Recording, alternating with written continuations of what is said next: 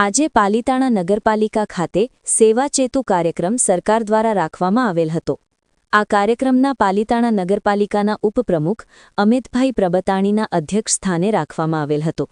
પાલિતાણાની જનતાને પોતાના નાના મોટા પ્રશ્ન અલગ અલગ કચેરીના ધક્કા ન ખાવા પડે તે હેતુ માટે આ કાર્યક્રમ રાખવામાં આવેલ હતો। અમિત નંદુભાઈ પ્રબતાણી, પાલિતાણા નગરપાલિકા ઉપપ્રમુખ।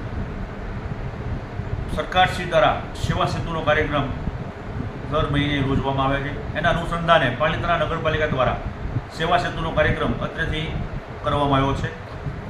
લોકો જે તમામ પ્રકારની સવલતો જે છે, જેમની કે મામલતદારશ્રીની ઓફિસની કંઈ કચેરીની કંઈ કામ હોય, પાલિતાણા નગરપાલિકાની કચેરીનું કંઈ કામ હોય, આરોગ્યલક્ષી કંઈ કામ હોય, તો તમામ પ્રકારની જે લાભો અથવા સવલતો જે છે એ લોકોને પૂરતી એક જ જગ્યાએ મળી રહે એ હેતુથી સરકારશ્રી આ સેવા સેતુના કાર્યક્રમ કરી રહી છે।